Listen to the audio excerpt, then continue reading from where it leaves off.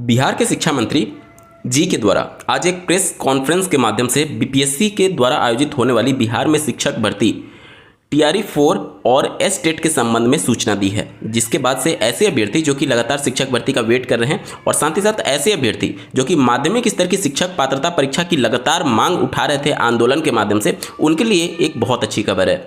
उन्होंने ये कहा है कि एस टेट की जो मांग है उसको सहानुभूतिपूर्वक वो उस पर विचार कर रहे हैं।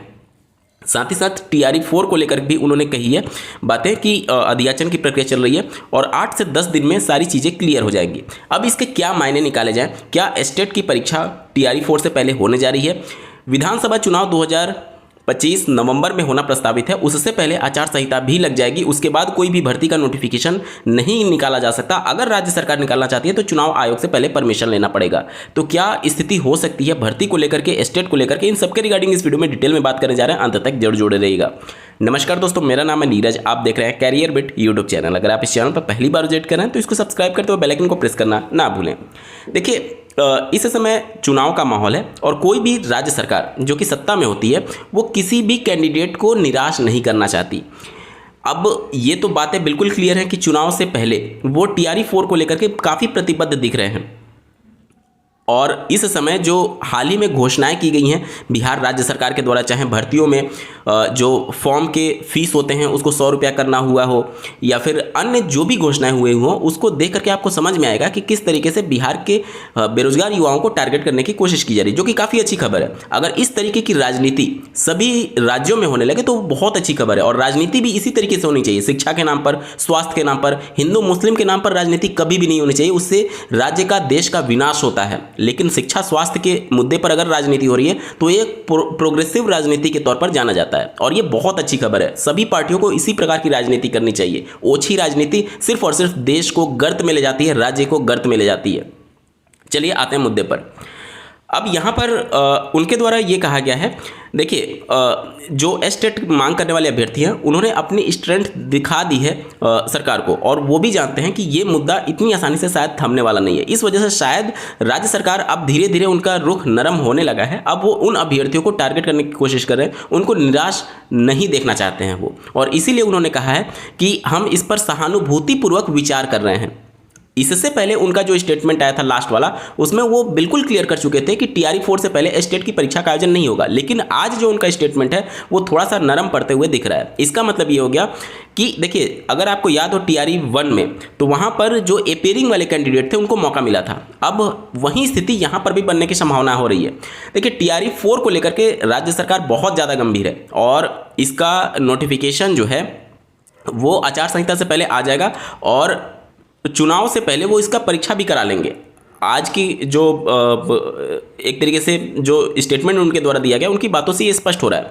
और एस्टेट बिना कराए कैसे मौका दिया जाए, इसके लिए देखिए, हो सकता है जैसे ही नोटिफिकेशन इसका जारी हो बीपीएससी टीआरई का बीएसईबी के माध्यम से, हो सकता है कि एस्टेट के लिए भी नोटिफिकेशन जारी कर दी जाए और कोशिश ये रहेगी कि फॉर्म की लास्ट डेट से पहले ये एस्टेट के रिजल्ट की घोषणा कर दें। लेकिन इतने कम समय में ये सारी चीज़ें कर पाना बहुत मुश्किल है। इस वजह से हो सकता है कि फॉर्म ये सभी अभ्यर्थियों से भरवा लें, एस्टेट जो अपेयरिंग में है और ऑलरेडी एस्टेट जो पास है। जो अपेयरिंग वाले कैंडिडेट होंगे हो सकता है कि उनको उनका रोल नंबर भरने का मौका दिया जाए और जब बीपीएससी टीआरई 4 के रिजल्ट की घोषणा हो रही हो उस समय वो फिर से फॉर्म को ओपन करके और उन अभ्यर्थियों को एस्टेट का सर्टिफिकेट अपलोड करने के लिए बोले, वेब कॉपी ही सही, वो अपलोड करने के लिए बोले जैसे टीआरई 1 में हुआ था। और वहाँ पर जो क्वालिफाई कैंडिडेट हो उनको फिर से आगे प्रोसीड कराया जाए और जो एस्टेट क्वालिफाई नहीं होगा उसकी जर्नी इस रिक्रूटमेंट प्रोसेस में वहीं पर रोक दी जा सकती है। तो ये सब कुछ रोड मैप हो सकता है, क्योंकि 8 से 10 दिन में उन्होंने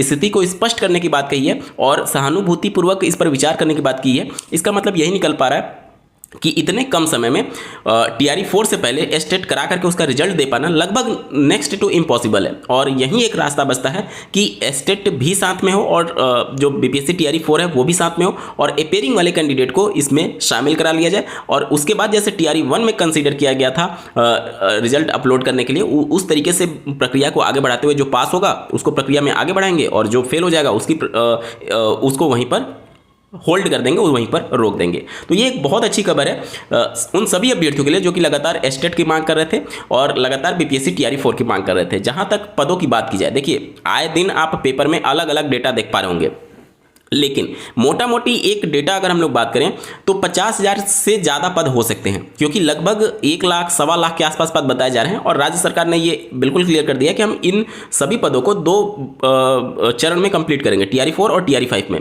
टीआरई 5 जो होगा वो 2026 में होगा और उससे पहले एस्टेट की परीक्षा के लिए वो ऑलरेडी कह चुके हैं।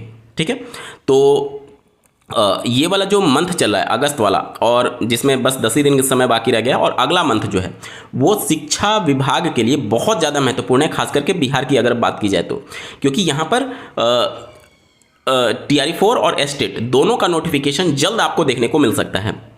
साथ ही साथ मैं बिल्कुल क्लियर कर दूं कि इस भर्ती में 84.4% जो है वो पद आरक्षित हैं बिहार के डोमिसाइल वाले अभ्यर्थियों के लिए, और 15.6% सीटें जो हैं वो ओपन हैं दूसरे राज्य के अभ्यर्थियों के लिए।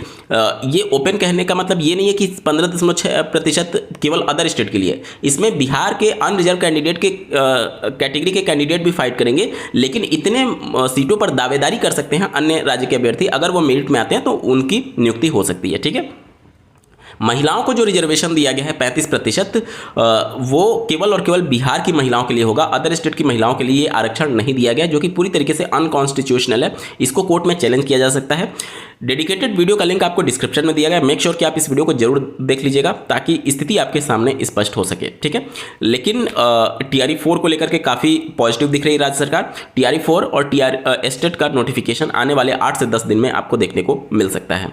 देखिए, जो चीज़ें बिहार में हो रही है वो ऑलरेडी चीज़ें उत्तर प्रदेश में हो चुकी है, और आज नहीं, आज से 18 साल पहले जो वहाँ पर लिंग के आधार पर डोमिसाइल लागू किया गया कि केवल महिलाओं को, बिहार राज्य की महिलाओं को हम आरक्षण देंगे, वो ऑलरेडी उत्तर प्रदेश में हो चुका है, जिसको माननीय कोर्ट ने रद्द कर दिया कॉन्स्टिट्यूशन का हवाला देते हुए कि ये अनकॉन्स्टिट्यूशनल नियम है जिसको राज्य सरकार लागू नहीं कर सकती, क्योंकि जो आर्टिकल 16(3) है उसके अनुसार, जो आर्टिकल 16(2) और 3 है वो बहुत महत्वपूर्ण है। आर्टिकल 16(2) ये कहता है कि कोई भी राज्य सरकार किसी भी बेस पर किसी को डिस्क्रिमिनेट यानी भेदभाव नहीं कर सकती, और आर्टिकल 16(3) कहता है कि अगर डोमिसाइल आपको लागू करना है 100%, तो उस कंडीशन में आपको संसद से कानून बनवाना होगा। यहाँ पर एक चीज़ बिहार राज्य सरकार ने अच्छी की है कि उन्होंने 100% सीटों पर डोमिसाइल लागू नहीं किया है, उन्होंने केवल 84.4% सीटों पर डोमिसाइल लागू किया है, लेकिन जो महिला वाला डोमिसाइल उन्होंने लागू किया है वो पूरी तरीके से अनकॉन्स्टिट्यूशनल है। आर्टिकल 15(3) ये कहता है कि कोई भी राज्य सरकार महिलाओं और बच्चों के उत्थान के लिए काम कर सकती है और उनके लिए स्पेशल प्रोविजन बना सकती है। इसी शक्ति का प्रयोग करके राज्य सरकारें जो होती हैं वो महिलाओं को आरक्षण देती है, जो कि बिल्कुल तरीके से कॉन्स्टिट्यूशनल है।